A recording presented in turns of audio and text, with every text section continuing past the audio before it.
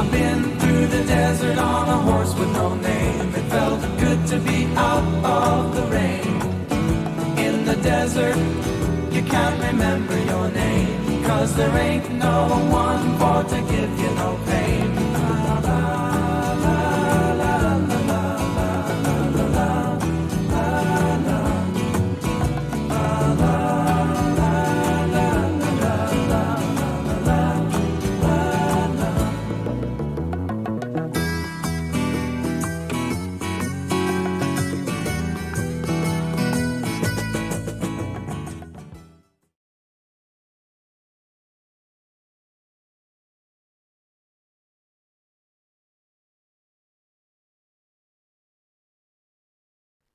Cold, shivering, numb, faint in the sickness winds, body, limbs, nerves, all cracked open, bitter shell broken. Head lifts wearily, dizzy with loneliness, bleak space of fading groans. Distant heartbeats echo back and forth, back and forth. Call across this unnatural territory. My dryness rattles in hope. Warmth glows towards me. Already frozen toes twitch to awaken. Song breath beckons, drawing, wooing, to the secret, to the sacred. I am alien, separate, yet here I find myself. In the feather chambers homing into the gentle darkness, I lie weak-breathed. Heartbeats gather me in breast and wing softness. Heartbeats tremble me to sing. Silken body relaxation. Mother cocooned in this feather bed, breath finding ease. Tranquility, healing space. Your heart's rhythm urges my soul dance with reviving wings.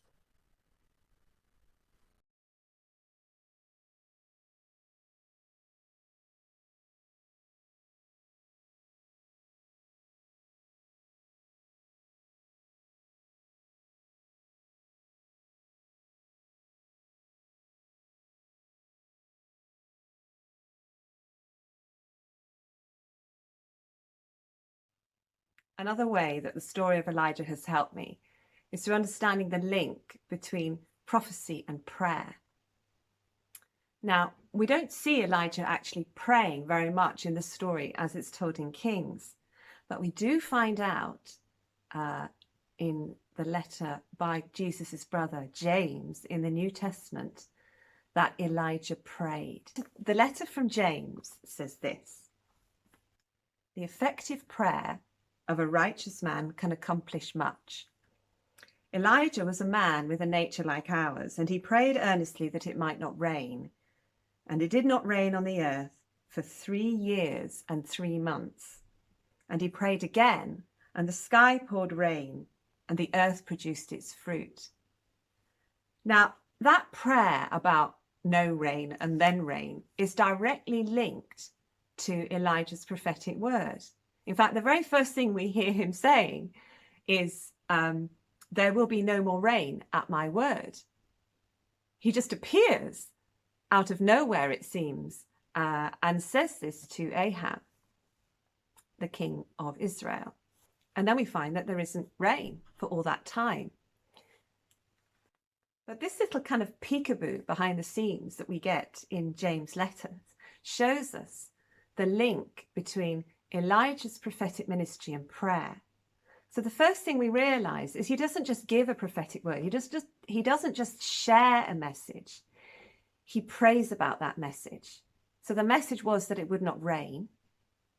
And so he prayed that it would not rain. And so I learned from that the importance of prayer, particularly if the Lord has given me a message that's about change. That example from Elijah encourages me to pray about that prophetic word for that change to happen. And I often actually find that when I receive a word from the Lord, I might pray before I share it. And then I might pray after I've shared it as well. But also as I pray, sometimes the Lord gives me more. But then also sometimes as I pray, he might give me strategies as to how he wants to answer that prayer and what my role might be in that answering of the prayer. Sometimes it's just a case of praying in secret. And this hiddenness is also really important to that story of Elijah, is that God says to him, go and hide by the Cherith Brook. Now, this is because he's actually in danger, because Queen Jezebel is killing all the prophets. And so Elijah's life is in danger. So he hides in the desert. But there's also a wonderful link between this hiding and prayer. He said it's not going to rain. He goes, and presumably he's carrying on praying that it will not rain in secret, in a hidden place. And that immediately makes me think of Jesus's words when he talks about going to pray. Go home, shut the door, and pray in secret. And I think there's some really powerful keys there about putting a time that side of prayer. And what's also interesting is that if where he is praying wasn't a desert to start off with, without the rain for many years, it obviously became a desert.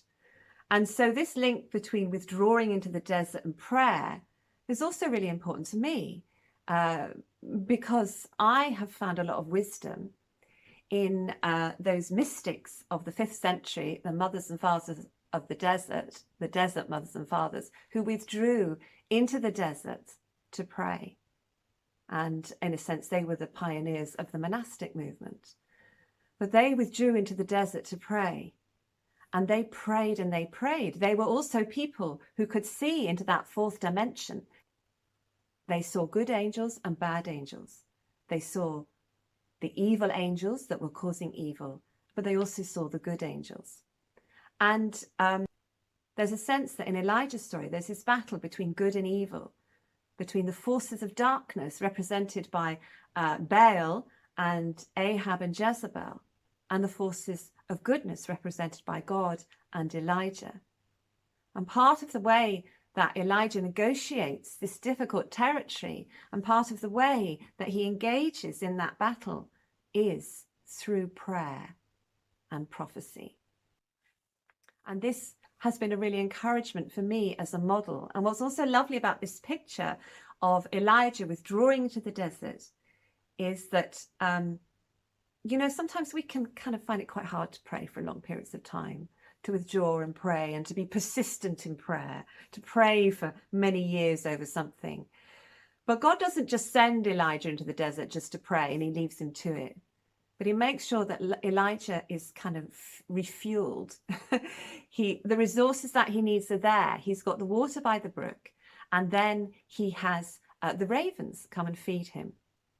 And so there's a sense where it's almost like a picture that as we pray and as we commit ourselves to go into that secret place, into that desert place, set apart to pray, God will send us the provision that we need. And then those prayers aren't wasted. Because when Elijah comes out of that place by the brook, that place of hiddenness and prayer, it's like he's come out in some kind of spiritual power. Because not long after that, not only is he looked after by a widow, but when her son dies, he prays for him and he comes back from the dead. So we see that this power that comes from Elijah's persistent prayer. And similarly, we see this picture when on Mount Carmel, he calls down fire from heaven as a sign for the people of Israel that God is with them in a way that Baal isn't. And so there's something about coming out of the desert in the power of the Holy Spirit, just as it says Jesus did, out of that place of prayer and maybe spiritual conflict, into a place where we can be released in more power and more vision. It's almost like in that desert place, there's that connection with the Lord. And that is my experience. That is my experience of prayer. That's my experience of withdrawing to that secret place. I was forced to withdraw into that place for 15 years when I was very ill with ME. And I had to stop going to church for pretty much because I couldn't cope with it, because it exhausts me, and I couldn't cope with too much society as well. I couldn't cope with being with people. And so I had to spend a lot of time in a secret place, and I felt really hidden compared to how I'd been before when I'd been teaching full time and I'd been busy at church and busy with this and this and very much kind of an extrovert in the public world. And then when I got ill, I had to withdraw into my home, sometimes into my bedroom. And I was in a secret place, in a hidden place. But in that place, I met with the Lord. He was there. Because in a sense, there were no distractions. I couldn't rush off. But I met with God in that place. And I suppose a bit like the Desert Fathers, in that place where you can't run away from yourself, I met with myself as well. And the Lord revealed to me parts of myself that needed dealing with. Because without him helping me with those parts of my character, I wouldn't have been able to sustain those many years in that hidden place. And it was like a desert because it was a place of deprivation. And then that takes me to the second experience that Elijah has in the desert. And this one's quite different. It's also a hiding experience, but in this one, he's running away. He doesn't get sent by God into the desert. He runs to the desert. Jezebel has threatened his life. And suddenly fear takes over Elijah and he runs into the desert. And you can tell from the story of that he is absolutely terrified. That her words have terrified him. And in some sense, whilst there's logic, because she was a woman of power and she could kill him, up until that point, for all those years, God has protected him from Jezebel. She still wanted to kill him then, and God protected him. But here, it's almost like the anxiety gets too much. It's almost like he's suffering from a really, really bad panic attack. And you can see in the way he's thinking in the story that he's full of negativity. He's full of what's the point? I've done all this and it's been nothing.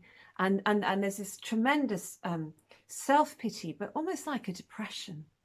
And it's almost like as he's had this great moment and he's brought fire down from heaven and he's prayed and the rain has come. And then Jezebel's threat comes in and terrifies him. And he just runs, he withdraws, he escapes. And it's as if he's suffering from some kind of mental breakdown. And he runs into the desert. But fortunately, he's not alone. Again, God provides for him. He sends an angel to feed him and to care for him.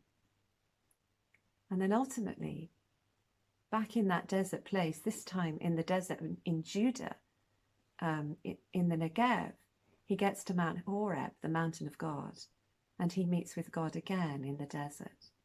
And God meets with him and restores him.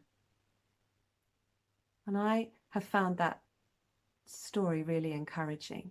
I've suffered from anxiety and depression myself, and particularly when I was very ill.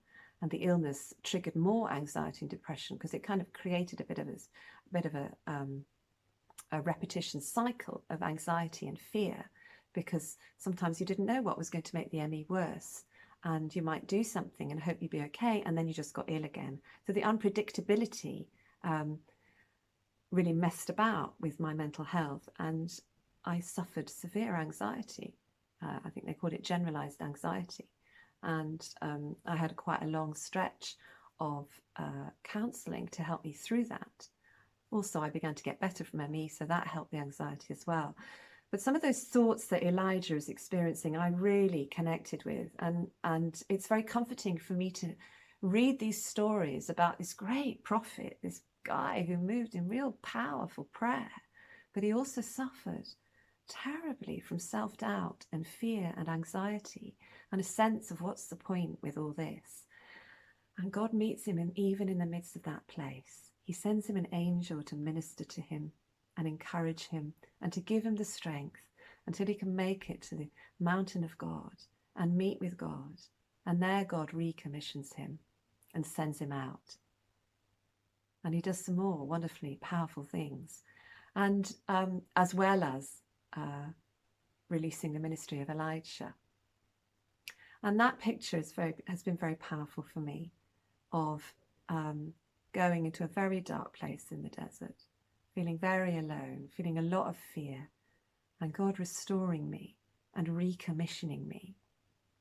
And in a sense, kind of recommissioning me into that kind of ministry of Elisha that follows on from that ministry of Elijah. And so that story has been very, very powerful for me. And that symbol of the desert and of restoration has also really helped me in my life.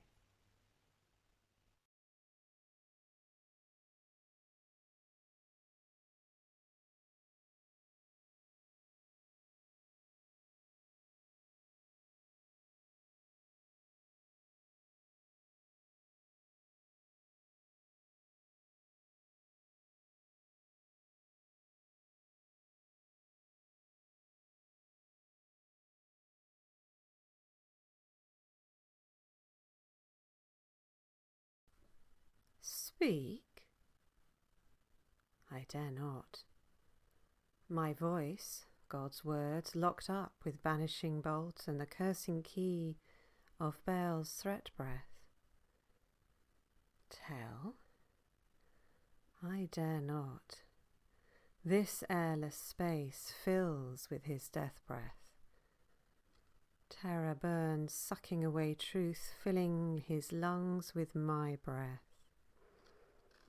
Speak I cannot, banished to this cramped cave where black dust of shame suspends the air, fills my lungs.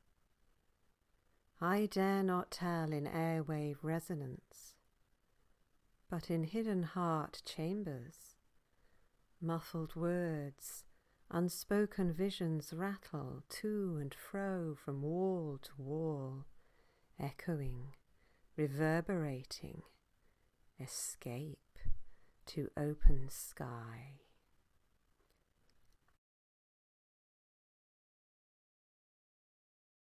Like Yahweh's seers, like his Tishbite, I too have felt the pressure on the chest, the spirit that would stifle, the whip of words, the lash of dominance, pressure that seeks to smother, dismissal that waves unbelief, displeasure that frowns to silence, threat that drives you underground. But words heard on the wind of heaven, though gentle, subtle, sometimes soft, are resilient, strong, and burst with hope.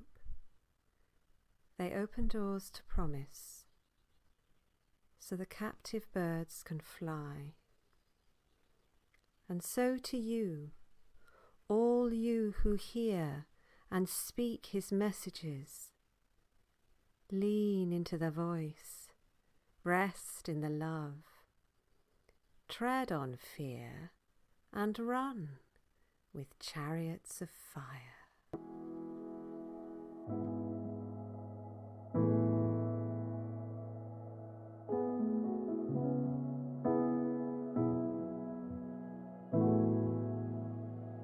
Could you dream a little bigger? Could you see a little further? Lift up your eyes. The way the lines are intertwined seems to be the mess in mind. Imagine there is more to life. We were born to be wild.